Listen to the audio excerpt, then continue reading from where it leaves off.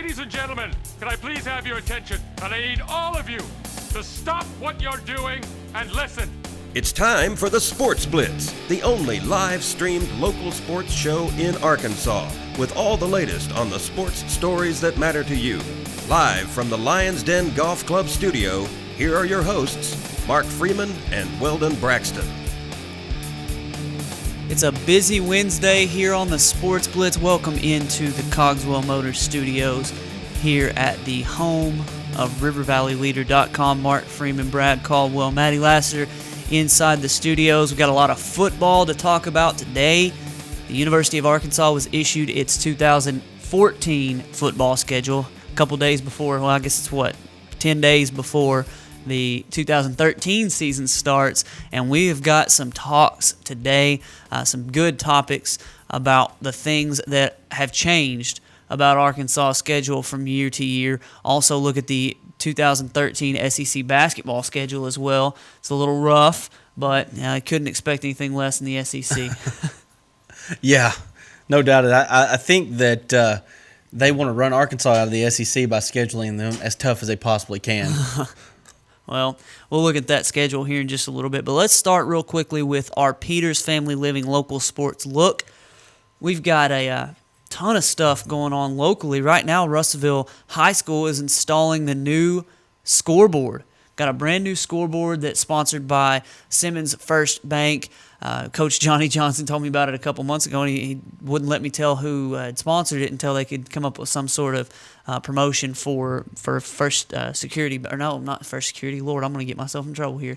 With Simmons First Bank. But I'm going to get out there today and take some pictures at the Russellville scoreboard so you can take a look at that. They're hoping to have that available tomorrow for the scrimmages. They've got I guess it's, what do they call it, red, white, or red? It could be red, black. Red, black. Sort of cyclones, whirlwind. Crimson black, actually. Crimson black. I think, okay. yeah. The scrimmages that they have, I'm from Clarksville, so it's red, white for me, where they play, or I don't go into details in that, but crimson and white tomorrow or crimson and black for the cyclones and whirlwinds and all of them. Scrimmaging tomorrow at Cyclone Stadium. Looking forward to that. Not just the scrimmages, but getting to see that new scoreboard. Brad, it was brought up last night at the school board meeting. The Russellville Junior High motion was made to consolidate the two junior high East and West teams into one team beginning with next school year. Mm-hmm. The motion passed, and now Russellville Junior High, for the first time in, 10 years or so, will be one team for the one school. You won't have the East and West anymore competing against one another. You'll have one team. For those of you that don't know my thoughts, I don't want to go into great detail in it, but I did write an opinion piece about it. I was for two schools, one school won. Yeah, it did, and I feel like that the administration of Russellville folded to the pressure of some people. I don't know if they were affluent people, probably some affluent people, and probably some just people that thought that it wasn't good. And my only thing about this is we talked about this on Monday, is the fact that you are limiting opportunities to play. Not all these kids are going to be able to play through high school. That just happens. Numbers game comes into play. Well, now you're basically making a numbers game from 8th grade on. Back in the it was back in the mid-90s, probably actually a little earlier 90s. I actually had a cousin that went to school at Russellville, and he said that they had 85 kids on their junior high team. 85 football? Kids. Now, if you don't know, Arkansas, the Razorbacks, have 85 scholarship players on the college football team. Okay, he said, this is what he said: we had an offense, we had a defense, and we had a special teams because we had so many kids. You are limiting the ability to play, and you know what? You got what you wanted. Now, here's the deal. Don't gripe when your kid doesn't get to play now. I'm sorry. That's where I'm at. You wanted it. You got it. Now, next year when your kid doesn't get to play, don't go to the coaches saying he needs to play. You know? It's definitely not going to be the coach's fault. I could go in so many different directions. Well, it's not going to be the coach's fault. There's not enough. There's only so many kids that can get on the field at the same time. And when you have 85 kids, you have 4 times as many kids that can actually make the field. Yeah.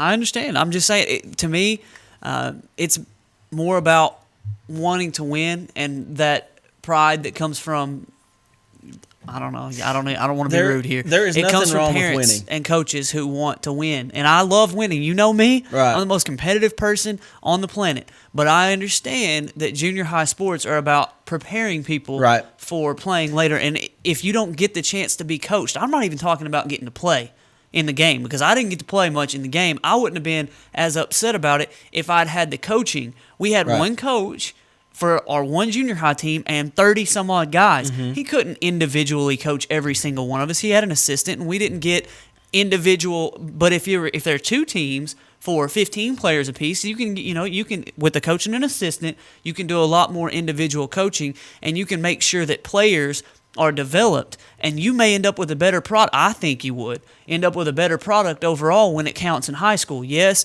you wouldn't grow up playing, Johnny and Jimmy playing together all the way up, but then you also wouldn't forget about little Timmy over here who didn't get the chance to Right. grow up and play. And it really is it's a subject that's near and dear to me, because I am that guy who got left out. Right. And I wrote the story about it. I actually saw the mom of one of our stars all the way up from 7th grade on, who she said, I totally agree.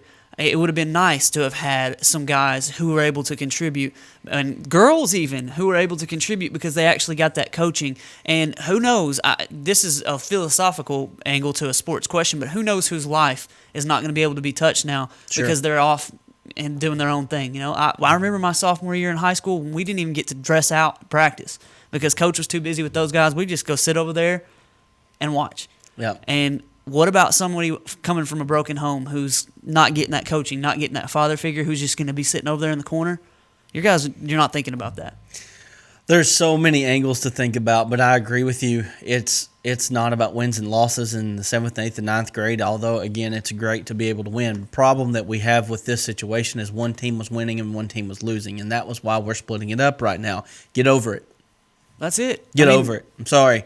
The Benefits outweigh the cons. That angle to me, if that's the only thing, we got phones ringing. This ought to be fun. If that's the only reason that we're moving this, because we got one team's more successful than the other, there's many other ways to split up teams than, okay, you live on the east side of Arkansas, you live on the west side of Arkansas, let's split them up. It'd be different if if it was a straight line too. But let's include this neighborhood on the east side or the west side.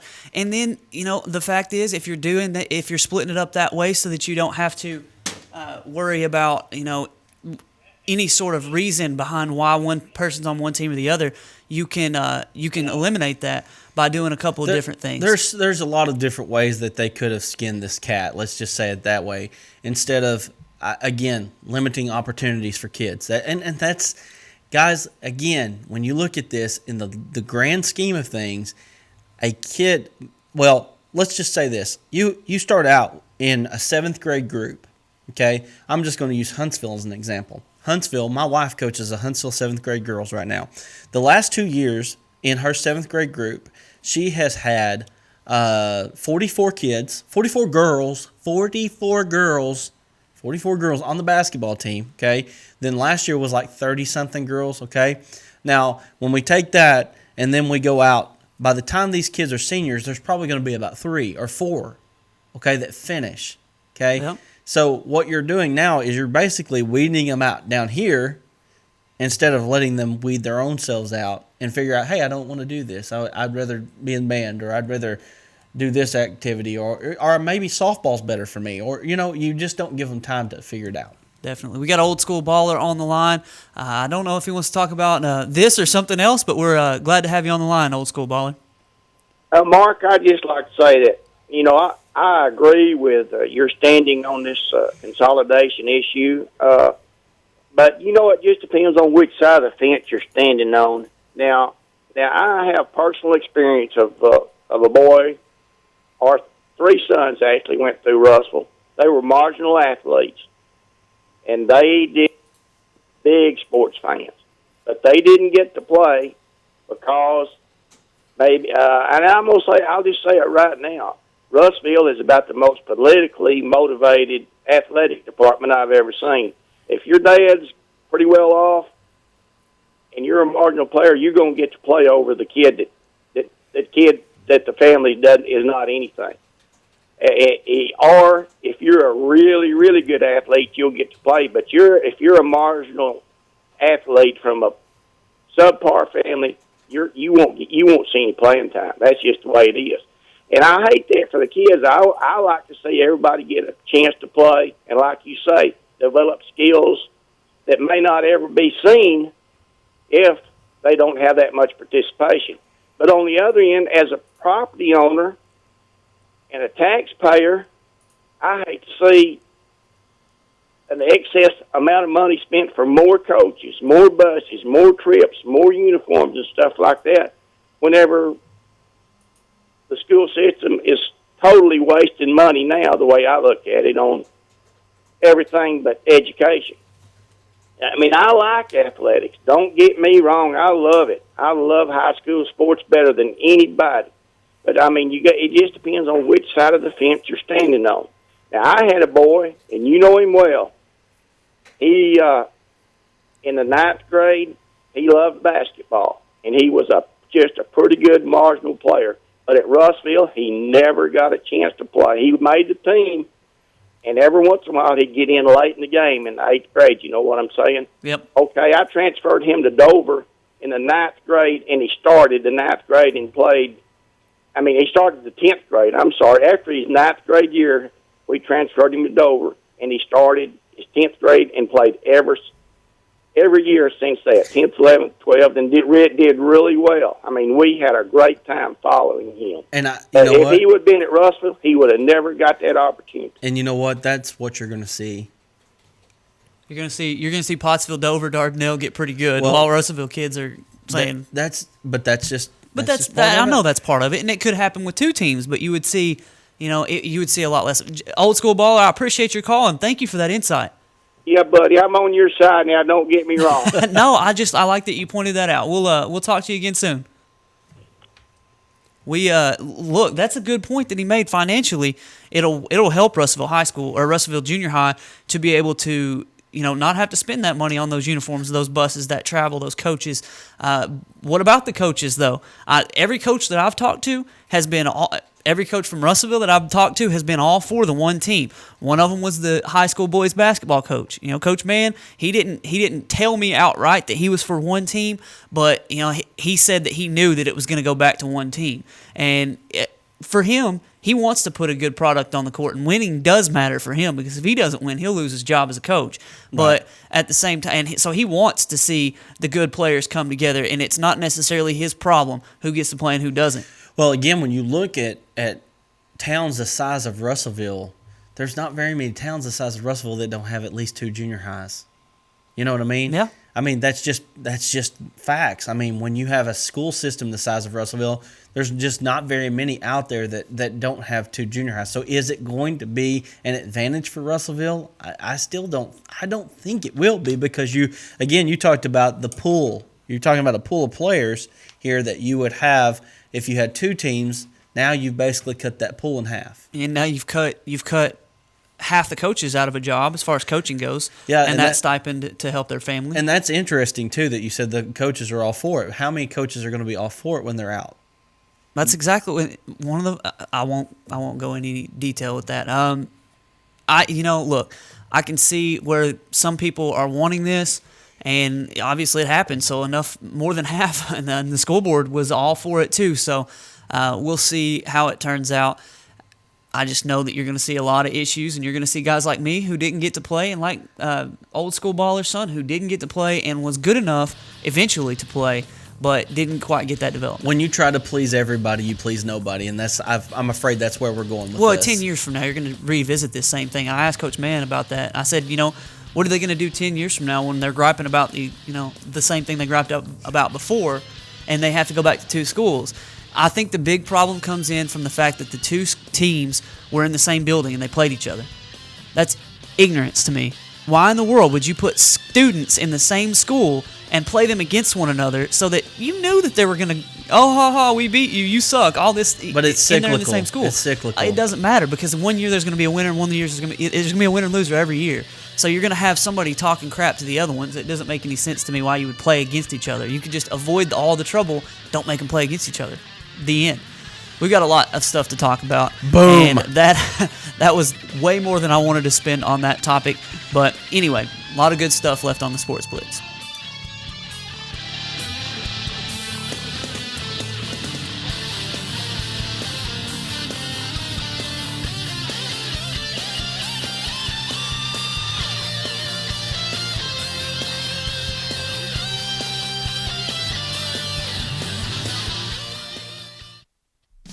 Over 69 years of treating you like family, Peters Family Living's main goal is customer service. That is their promise to their customers. They offer in-house financing on furniture and appliances and a 30-day money-back guarantee. For a friendly, no-pressure atmosphere, visit Peters Family Living today at 201 North Arkansas Avenue, Russellville. Online at petersfamilyliving.com or call 479-968-2929. Set your sights on savings right now at Honda of Russellville. We're offering our best deals of the year on remaining 2012 Honda ATVs, plus special introductory offers on select new 2013 Honda ATVs, all with zero down and easy monthly payments with approved credit. Be sure to check out the all-new Honda Foreman 4x4, now stronger, smarter, and harder working. How about a side-by-side? Well, Honda's got you covered with the Big Red. Honda's Big Red offers a proven Honda engine, automotive-style Honda automatic transmission with no belts to slip or break. Come in for a test ride today at Arkansas's legendary Honda dealer, Honda of Russellville. Today, there are more than 20 brands of cars being sold in America. So to be noticed, Ford and Cogswell Motors have to go further than anyone thought we could. How does Ford stand out above the crowd? Not just with plug-in vehicles like the new 2013 Ford Fusion Energy that gets a projected 100 miles per gallon equivalent, but also with a line of gas vehicles equipped with the innovative EcoBoost engines combining power and efficiency, plus a full measure of technologically advanced features. We invite you to stop into Cogswell Motors today. We go further than anyone thought we could, so that you can go further too.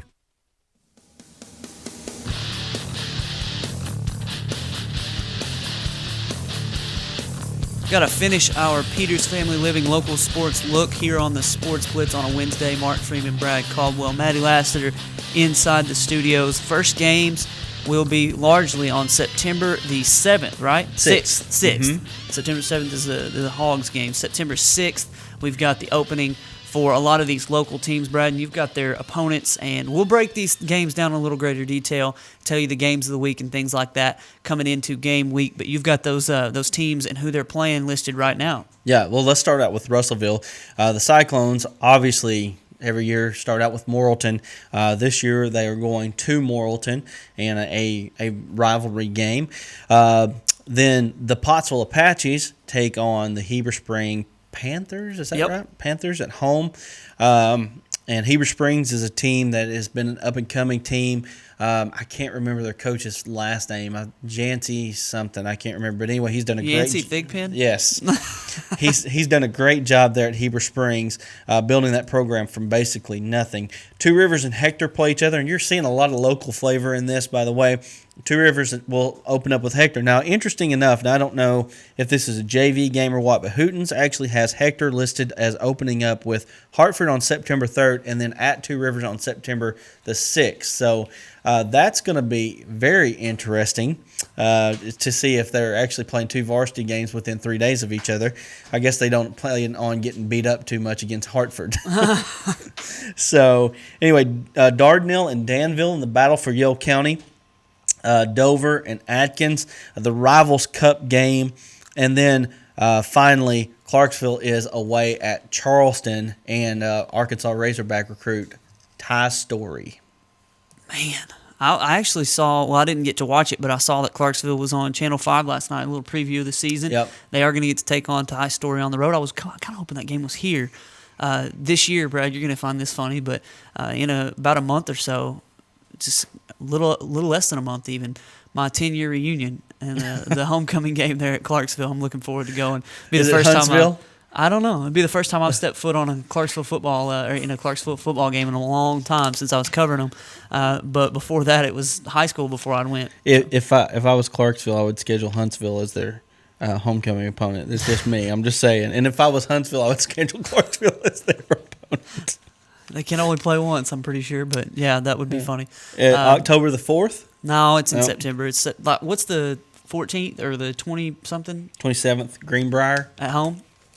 Yeah, well, Not good scheduling. I don't think we're going to win the game. I think we're going to just meet with the folks that we hadn't Hey, seen in a long time. So whatever. We may or may not even make it to the game. Who knows? I don't know. Anyway, Some people won't remember the games. for sure. Steve Jansky or Yansky. There you his go. name from Heber Springs. Continue though. When does Dardanelle Danville play? Is that the second week? No, first week, Darnell. Oh, you already mentioned that? At home. And that's the Judges Cup. Yep. So that's gonna be a good one. And is that all the games? That's it, locally. All right, well, that's our Peters Family Living local sports look. I'm going to try to get to Arkansas Tech to get some pictures from their two-a-days. Coach Monica getting his team ready to play. They're picked 8th in the GAC out of the 11 football teams. They don't, the GAC people predicting this don't know anything about the Tech football team. So hopefully they're able to outperform that 8th place prediction and do well. And yeah, we'll continue to break down local sports as that time comes. But before we move on to Hog stuff here in just a little bit, we need to hit the wire and look at some of the big news in sports overall. For those of you that haven't seen, ESPN has been talking a lot about Alex Rodriguez for the last couple months. Steroids, performance-enhancing drugs, whatever it is, PED. Well, I guess it's HGH is what Right. a lot of people were saying that he was guilty of. He's looking at a 200-game suspension, but he's appealing, so he's playing right now. And I found it interesting, and Landon Crouch pointed this out, and I didn't even really think about it. He's looking at a 200-game suspension, but he's still playing. Ryan Dempster got suspended, and he has to sit out because he beaned Alex Rodriguez, who shouldn't be playing anyway. So it's this kind of funny situation there where, when I say funny, it's not really funny when a baseball's coming 90 at your face, but it hit him in the elbow, and Alex Rodriguez, With his elbow armor, by the way. Yeah, it seems like Alex Rodriguez is going to get thrown at quite a bit. And I hope so. I'm not sure I've ever seen a bigger villain in sports history than him. He loves it. He relishes it. He better enjoy it because he's going to have to sit down for a long time. But the funny thing about Dempster and his suspension is 5-game suspension. Anytime that pitchers get a 5-game suspension, basically they It's a can one start. They could even At push their most. start back. I mean, there's all kinds of things that they can do there. But the funniest thing about that was the fine. Dempster actually got fined less than Joe Girardi for going out and arguing about the fact that he got a warning along with the Red Sox after Dempster got tossed. And the reason that Girardi didn't want the warnings because he wanted to go back and hit somebody himself. Exactly. So the Yankees couldn't retaliate because their pitch. I would have just sent somebody out there who I didn't care to pitch and just let him bean somebody and get thrown out. Did you see what Girardi did in this argument, though? This guy, he turns around, and then he comes back, and the fist near his face? He flailed, but it looked like he was throwing a punch. It did. And It he was really about did. that far from the guy, and the guy never moved. Now, that says one of two things. He's either really brave or he actually is blind.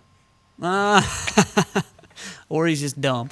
No, 3 blind mice. That's what a lot of people think the umpires are out there in Major League Baseball anyway. So that's going to be a situation to follow. If everybody else starts beaning A-Rod, they're just going to suspend everybody probably. And A-Rod may the Yankees may just have to take him out of the lineup. Just throw at him.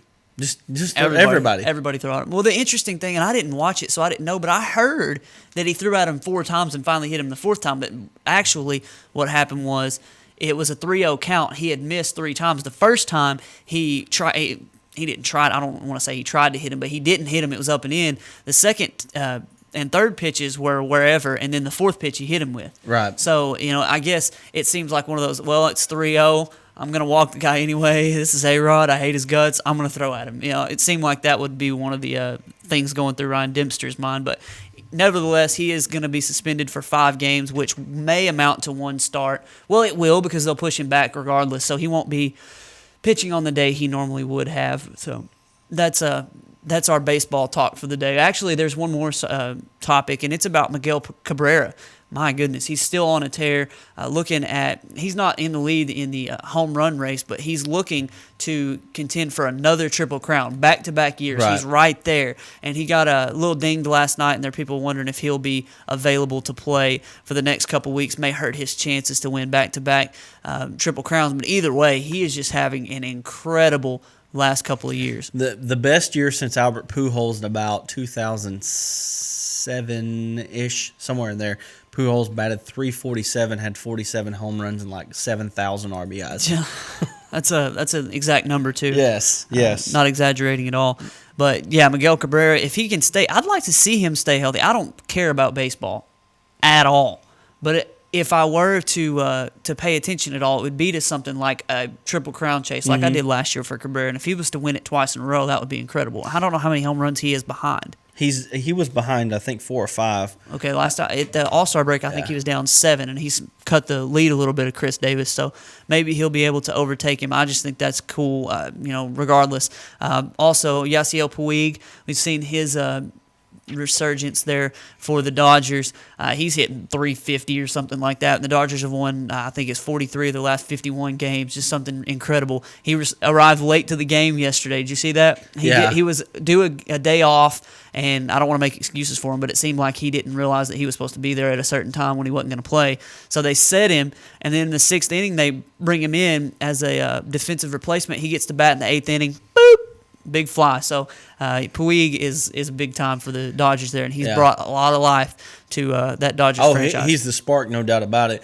The thing about him is that I worry about him long term is I think he's going to flame out. He's too emotional. He's just very sporadic and erratic and all of these things that you can throw at him. He's crazy. Really, he's crazy. Well, he's very emotional. You do have that right about him. Looking at Miguel Cabrera, though, he's leading the league. He's going to win in batting average without question. He's 5 ahead of Chris Davis in RBI, but he's also 5 behind in home runs. So he's got 40, and Chris Davis has 45. So he's got his work cut out for him. But just to be right there in 2 of the 3 is just incredible. So, oh yeah, that's a good season there for Miguel Cabrera. Enough baseball. Yeah, exactly. Let's move on to some football. Did you find it funny? I don't know if you saw what I saw, but Mac Brown he's had some pretty, for Texas, they've been terrible years, but the last several years, Texas has been a non-factor, and I've been happy with it. I hope he stays there forever. In his mind, he says he's not going to get fired, and he hopes to coach through 2020. You say? Good. Me too. I hope he does. Good. I hope he stays there because he is what Houston Nutt was to us. He just has more talent. He's had more success, but really he's not a very good coach. He's one of those coaches that, 15, 20 years ago was a pretty good up-and-coming coach, but he's one of those guys that it's kind of passed him by. That's exactly what I thought you were going to say, and that's sort of where I am with Mac Brown. He seems like a nice enough guy, but if it's not for Vince Young, and then Colt McCoy, he's probably not there anymore. He is sort of Houston Nuttish. If it weren't for a Matt Jones and a Darren McFadden kind of stringing him along, never would have made it. Wouldn't have made it that long. So it was confirmed yesterday that Von Miller is going to be sitting 6 games. He apparently tampered with some samples and things like that, and he won't even appeal. So that tells me he worked out a deal with National Football League that said, all right, I'm not going to appeal, and if you do appeal, we're going to give you 8, 10, 12, 16 games. So he better keep himself straight and stay on the straight and narrow the rest of the year. He may end up with even bigger punishment. And that tells me, as far as the NFL preview and my Super Bowl favorites concerned, the Broncos are coming down the list pretty quick. I don't have them near as far. I mean, the AFC is weaker than the NFC in my opinion, but I've got them coming down a little bit. Well, let's see what happens through. I mean, they're going to get him back after Game 6. So it's not like he's lost for the year, but those are 6 games, and that's like a third or a little over a third of the football season. So let's see what happens after that, though, because they're going to get him back. I still think Denver is the cream of the West, no doubt about that. So they're going to have the Patriots are going to win the East. I had the Patriots not in my top 10 when we talked about that the other day. Bad choice. No, I don't. I'm more leaning towards your side than I was before. Really? because the Patriots are – Tom Brady is great, and there's no question about it. And now they're getting to where they can run the ball, but it's preseason. What you've seen in the preseason shouldn't really be all that he looks good, though. I mean, he is good. He's been good. Yeah, he looks really good. Do you think he's better than he was when he lost those Super Bowls the last couple of years? I don't you know think so. what? Brady has always been basically unstoppable except for one game. And then they seem to be figured out. I don't know how it happens, but they blow through the regular season. It looks like nobody can beat them. Every year it seems like this. You look and you say, well, Patriots are going to the Super Bowl this year. And then somebody figures them out, whether it be in the Super Bowl, whether it be in the AFC Championship game like it was last year. 2 years ago when they went to the Super Bowl, the Ravens had them beat. If it wasn't for a drop pass, they would have lost that game. But somebody always seems to figure them out. But they still are a threat to win 13, 12, 13, 14 games every year because they're by far and away the best in their division. It's not even close. Yeah, well, the Jets suck, the Jaguars suck, and the Dolphins suck less than they have. I mean, that's basically – and they got they got a wide receiver playing quarterback for them, Ryan Tannehill, throwing to Mike Wallace, and, I mean, that doesn't really scare me. So it's not Jared Johnson. No, Gerard Johnson, whatever it was. He was throwing to Tannehill, wasn't he? Yeah. All right, we got to hit a break. We are over time here on this segment, but we've got a lot of Arkansas Razorback stuff. Barry Alvarez, some comments about Brett Bielema. Little butt hurt is what we like to call it around here. And since we're on the internet, we can say what we want. We've also got basketball and football schedules to look at.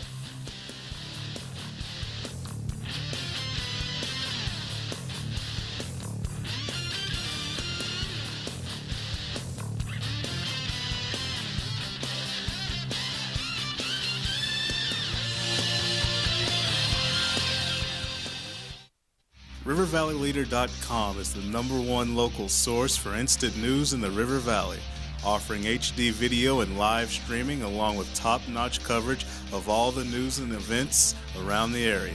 The River Valley Leader is the only place to go for all the information you need.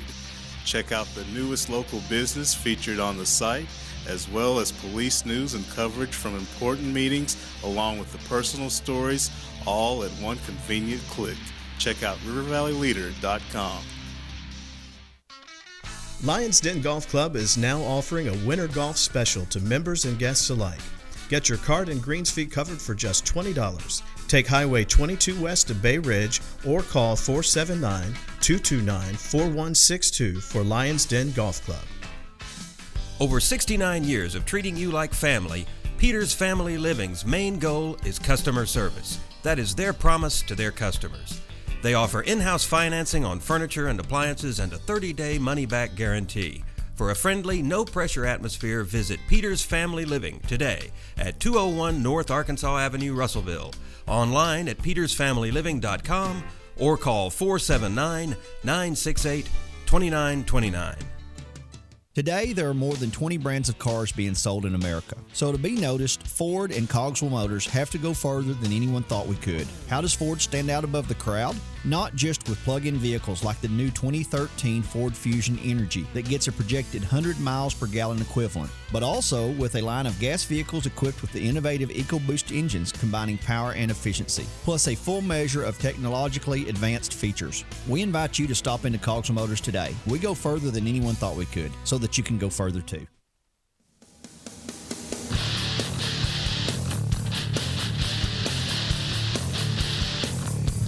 Today's Peters Family Living poll question deals with the SEC's release of the 2014 schedules for the Arkansas Razorbacks. And if you haven't noticed, if you haven't seen it, you can find it at facebook.com/sportsblitz. Appreciate the photo we borrowed from the Ugly Uncle show there. But it's just a photo of the schedule. The SEC has released a schedule. Arkansas is no longer playing LSU after Thanksgiving, but will instead get Missouri. The Hogs will also get Bama and LSU at home following off weeks this next season. Are you okay with the trade-off? Why or why not? We had a couple answers to that. Mostly just people asking why they're switching things up. It sounds, though, and it doesn't sound. I think we can pretty well say this because LSU has said it out in public. They wanted to play Texas A&M. That's just the way it was. LSU wanted out of the Thanksgiving weekend game against Arkansas. They wanted to play Texas A&M. Now it seems they get their wish, and Arkansas now will get Missouri. I don't hate the trade-off because, Brad, it gives Arkansas, even if it's on the road, if they keep doing the schedule the way that they have, next year they'll get Alabama and LSU after bye weeks, which is great for Arkansas. And even 2 years from now when they're traveling to LSU and Alabama, as brutal as that'll be, they still have bye weeks if these things line up the same way the week before they play LSU and Alabama. Well, number one, the bye weeks are the SEC's consolation for moving the Seriously. LSU game. When Texas A&M came into the league, I'm not sure that this was not a backroom deal to begin with to say, look, we're going to give you some sort of consolation because, Texas A&M and Texas was a big Thanksgiving Day game. I mean, that was for years there, the rivalry there between those two, and they wanted to build a rivalry like that. Here's my problem with it, though, is the fact that, number one, Arkansas has been a rival of Texas A&M for a long time, so it's not like they just came into a conference where they didn't play anybody. Number two, you shouldn't, as the new guy, I don't care if your state is bigger than most countries, you shouldn't get special treatment. You're the new guy, pay your dues. Arkansas's done it. They should have to do it as well. So I don't like that, but then when you look at the schedule for Arkansas and how it works out for them, it works out so much better for Arkansas as far as just being able to spread it out. And then I pointed out that from 2001 to 2006, the SEC West was decided by the Arkansas-LSU game like 3 or 4 different times. This time, if Arkansas is in position to go to the SEC championship game, they have to beat Missouri instead of LSU. So that's a good thing. That's way better. I mean, even the time that Arkansas ran the table in the SEC West, they come out 7-0 against LSU.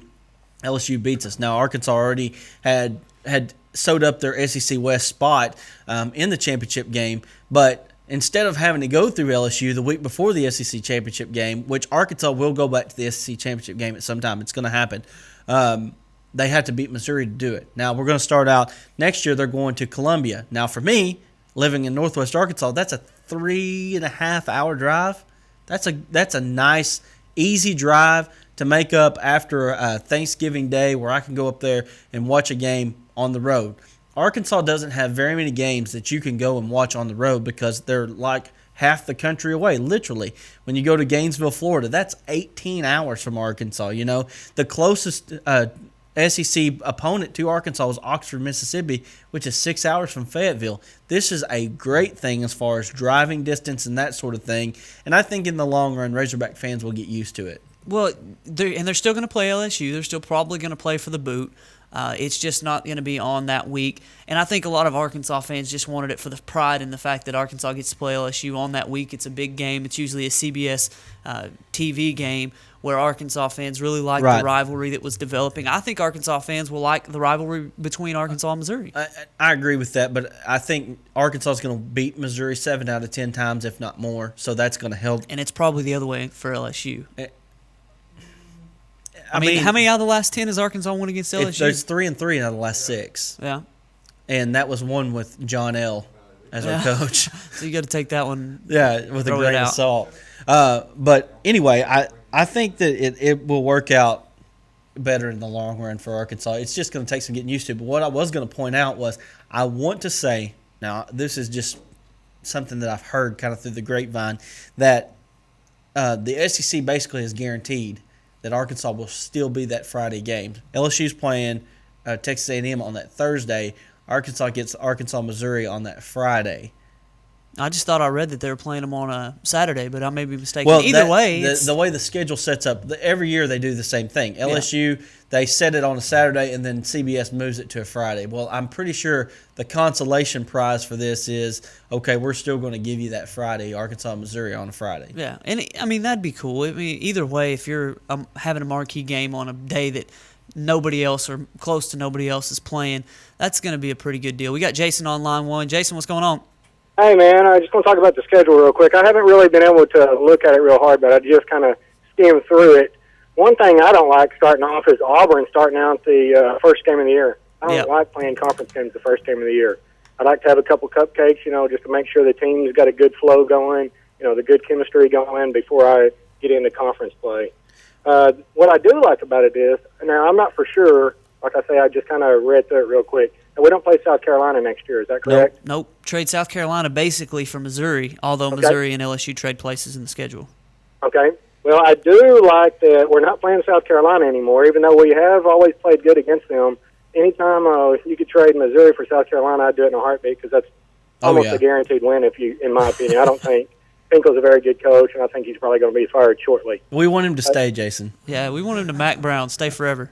yeah. I heard y'all talking about that earlier. That is, yeah, I'd be fine with that too. And then the third thing is LSU. I know Brady is making some good points. You know, if it comes down to the last week of the season, and if we win, we're in the SEC championship game.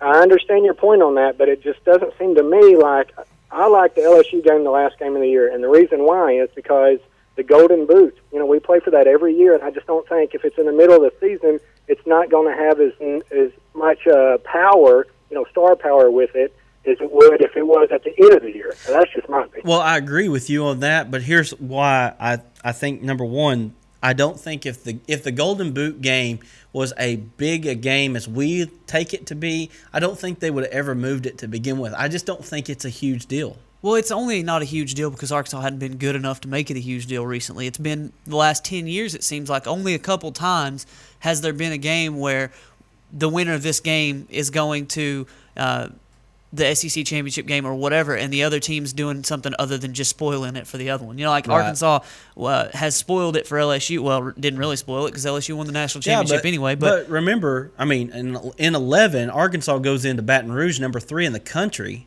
Okay, they'd already gotten beat by Alabama. Could have created a three-way tie. LSU went on to go ahead, but Arkansas could have created a three-way tie amongst them. So it's not like Arkansas hasn't been very good. In 10, Arkansas beat LSU to go to the Sugar Bowl. So it still has had stuff riding. I just don't understand why, Jason, that it hasn't picked up the momentum, because it always has been a good game, no matter if Arkansas was good or LSU wasn't as good. It just seems like it's always been a good game. I think, Jason, that the answer to this is in the potential for the LSU Texas A&M game. Right. They know that those eyeballs are going to be on their game against, and it'll be a more marquee premier game in the SEC. I'm talking about LSU and Texas A&M, and they know LSU can go in and recruit in Texas like they don't have a recruiting base already, and Texas A&M can go into LSU into Louisiana and recruit, and there'll be a marquee game on that week. And to them, it was worth it to give up the Arkansas game and the boot on that Thanksgiving Day weekend. So I think that's where it came in. I think Arkansas was sort of just like Brad said, here, we'll give you this. We'll give you these bye weeks before LSU and Texas A&M. We'll give you Missouri on that last week to sort of say, please don't cause any more crap. We'll just get this out of the way, and we'll let them have what they want, and you'll be sort of happy too. So anyway, Jason, you got anything else to add? All right, we lost Jason. Appreciate the call. I think I know one thing. Jeff Long didn't go to the table without any ammo. You know what I mean? Yep. He went in there knowing, because he's not stupid. If Jeff Long is anything, he's a great businessman. So it wasn't like he went in there and said, "Okay, guys, we're going to roll over and play dead here. Okay, you can go ahead and move the LSU game if you want to." But look at the schedule here. The October schedule, Arkansas's always had a tough October schedule. Remember in 03, 0 for October? Yeah, it was horrible. But October is Alabama after a bye week, Georgia, and then they got UAB. So Georgia. Those are Alabama and Georgia, no doubt. But then they've got UAB. But the way I look at this, I like it. I like the way it sets up. I know that LSU's not the end game, and I know Razorback fans like that, and I understand that. But I actually like the way it sets up. Now, the 30th, I think the August 30th game against Auburn is actually the most intriguing part of that schedule, is that they have to open up with a conference game. I think that's going to be a top-notch game right off the bat, because it's a rivalry game, and Arkansas and Auburn both are probably going to be considered on the uptick, as Maddie said in the show prep. So, and although Jason made the point that he didn't like taking that marquee game away at the end of the year, Arkansas has a chance to have another marquee game at the beginning of the year. And then with the fact that I know I would rather not have to play Georgia, because Georgia is always going to be fairly good, if nothing else. I would rather play a Tennessee, who you don't know from year to year if they're going to be great, if they're going to be terrible, or keep South Carolina and then go to Missouri. So that, those are your East squads that you have to play against. But having Auburn at the beginning of the year, I could see that being a good thing for Arkansas. I've never been just terrified of Auburn. No. So that's kind of I would rather not have to play an SEC game to start the season, though. I would, like Jason said, rather play a cupcake to begin the year. We've got Jason back on the line. Sorry we lost you, man. Yeah, I don't know exactly what happened there. It just said disconnected or something, but so I really don't have a clue what you're talking about. So. Just the Auburn at the beginning of the schedule. The what? It's just Auburn at the beginning of the schedule that we were looking at. Oh, okay. Yeah, I don't like that. And another thing I don't like, I don't know if y'all are discussing this or not because I couldn't hear you, but the Georgia game, man, why in the world we played Florida this year, now we're playing Georgia? Why can't we get an easy Eastern Conference game or Eastern side team in there? You know what I'm saying? I know what you're saying there because actually this year was supposed to be Kentucky turnaround. Now, you can even go back to last year. We played Tennessee at home in 11. We should have went to Tennessee last year, but we picked up Kentucky because this scheduling, they've been changing it now. This is the third year in a row. And they will change it again next year in 15 because I think they're going to go to a 9-game schedule. Then things are going to be different all the way across the board there. They're probably going to change like permanent opponents and all of that. Yeah. And Arkansas is going to end up playing Florida, Georgia, Alabama, LSU, Texas A&M. And Missouri. Thanks. Appreciate that, guys. We just play Arkansas against everybody. Huh? But, you know, I think it sets up better in the long run, though. I do. I think the schedule actually sets up better this way than it has in the previous. I mean, look at the murderer's row that we go through this year. You've got Texas A&M. You got Florida. You got South Carolina. You got Alabama. Back-to-back weeks. Yep. Okay? So look at the schedule now. You've got Alabama and Georgia. Yeah, that stinks. Then you got UAB. Yeah. But I do understand. Where's Vanderbilt at on the schedule, you know? I mean, where are those guys at? All right, Houston. Last time you said that, Vanderbilt came in and whipped your butt. So. I remember. Oh, I was there. I was too. I think we weren't at the same place, same time, but yeah, I was in the south end zone, and that was terrible. It was awful. Jason, you got anything else to add? No, man, that's it. I'll talk to y'all later. All right, Jason, take it easy. We gotta hit a break. We got plenty of stuff left to talk about today on the schedule front, and a little bit more from Barry Alvarez, who's drinking that Haterade, man. He's taking sour grapes and he's made himself some Haterade.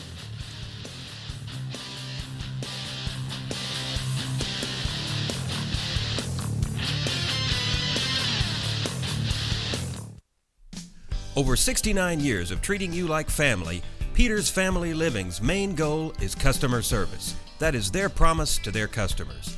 They offer in-house financing on furniture and appliances and a 30-day money-back guarantee.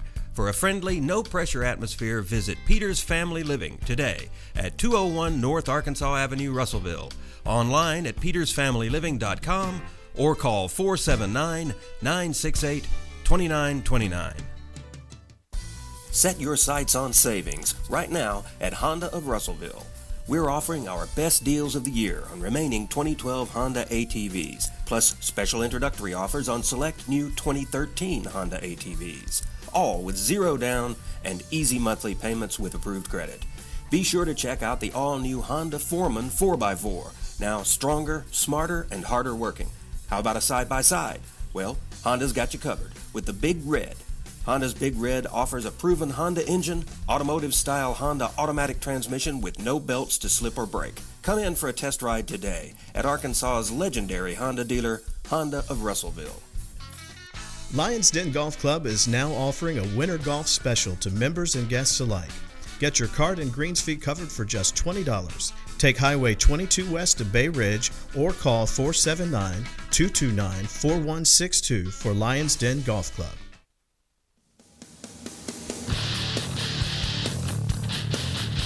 Breaking news, and I don't like to say it this way, although it's true.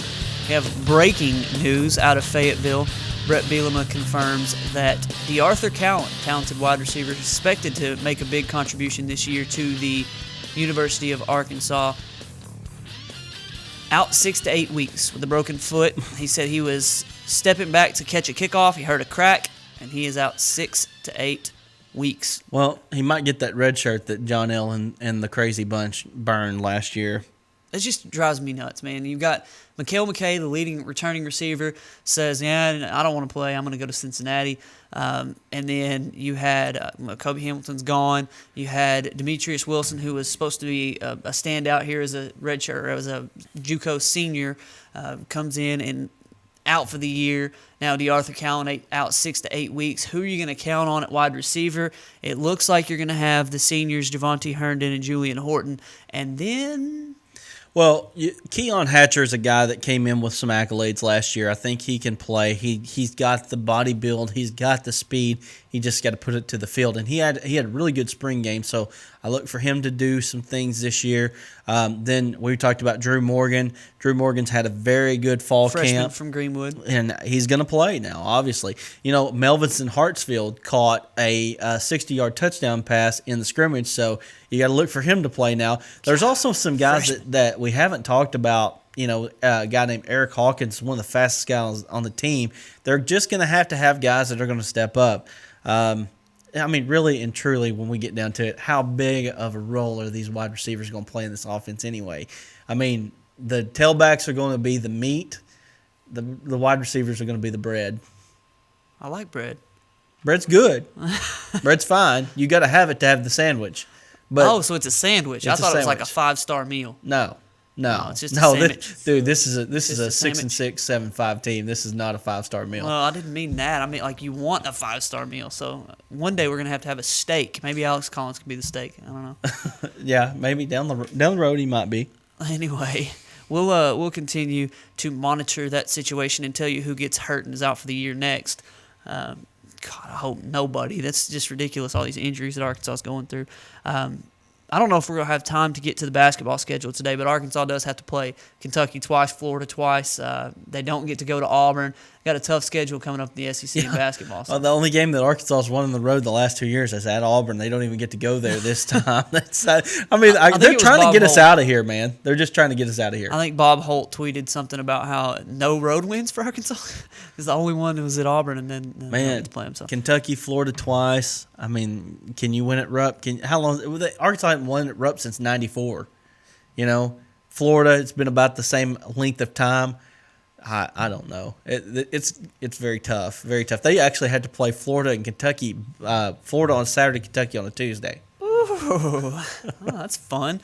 And here we are. We talked about the Arkansas basketball schedule. You're welcome. We'll talk more about it at length later on. But I want to look at a topic that came up yesterday on statewide shows, and actually it's a sort of a national story because the USA Today writer Dan Walken wrote about Brett Bielema, and he wrote about it was really through the lens of the Wisconsin football program and Barry Alvarez, the athletic director, former coach there at Wisconsin, talking up his guy, Anderson, their new coach who replaced Brett Bielema. He basically said, we're not going to miss Brett Bielema at all. Anderson is a good replacement, and we're not going to miss a beat. You know, every guy that comes in football, it seems to be an upgrade. And then when you get 2 or 3 years down the road, you figure out you miss them a lot worse than you thought you did. And Arkansas might experience that very thing with Brett Bielema and Bobby Petrino. I mean, right now, Bobby Petrino's the villain. Everybody looks at Brett Bielema as the savior of this program and all this stuff. Well, don't forget that Arkansas went 21-5 in 10 and 11 and had 2 of the best years they've had since like the 80s. Okay, so Bobby Petrino did some good things. Same thing at Wisconsin. Brett Bielema did some great things at Wisconsin. He got into 3 straight Rose Bowls. He got 3 straight Big Ten championships. He did all kinds of good things there, but now they've got this new coach. He's obviously going to be an upgrade. I mean, he's just obviously going to be. And, of course, since Brett Bielema left in December, Barry Alvarez has done nothing but run his mouth because well, I actually think part of it, he's trying to deflect the fact that it's actually his fault that he left, because had he given the money for assistants and Brett Bielema wasn't running a revolving door of assistants there at Wisconsin, he probably would have stayed up there. Why would he leave? He won 3 straight Big Ten championships. They're in an easy conference. 68-24 overall. They're in a much easier conference, a much easier division, that's for sure. And why would he ever leave that? Because he couldn't get what he needed. And Barry Alvarez now is trying to deflect that in any way that he can. I understand Barry Alvarez talking up the guy that he's got and wanting to make sure that people think good things about the new coach rather than, Brett Bielema, he did so much for us. I understand him doing that. But at the same time, like you said, it's kind of funny that he would knock a guy for wanting to make a better life for his assistants. I mean, it's not like Brett Bielema got just this multi-million-dollar raise. It's not. I mean, $400,000 a year. He got a raise, and that's great. But he got raises for his assistants, and what he's talking about. What Alvarez is really saying is that he didn't want to reward Brett Bielema and his assistants for their success, and Brett Bielema, all he was looking for was to reward his assistants. The fact that he had a revolving door of assistants was a testament to the success that they had. Paul Chris goes on to a new job. This guy and that guy go on to new jobs and head jobs because they did so well at Wisconsin under Brett Bielema. Now Bielema wants to give his guys a raise. He comes to Arkansas. Alabama comes after Pittman, and they say, no, we're going to ante up here, pony up the money. And he gets what he was looking for at Wisconsin, which was raises for his own staff. It's funny, though, to me that Barry Alvarez, the guy who would pay himself handsomely to come down and coach in the Rose Bowl, would gripe about a guy wanting to pay his assistants more. I agree. There's so many hypocrisies with this whole argument, and it really he sounds like a boyfriend that has lost a girlfriend, jilted lover, huh? Yeah, exactly, and he keeps saying, "Oh, I don't miss him at all," but he keeps talking about him.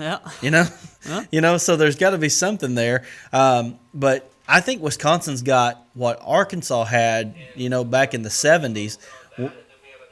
It's over there. Okay, when Frank Broyles stepped back and Lou Holtz come in, and he had a successful run, and then there was some butting heads that went on, and he ended up leaving. I think it's kind of a similar deal there between Alvarez and Bielema.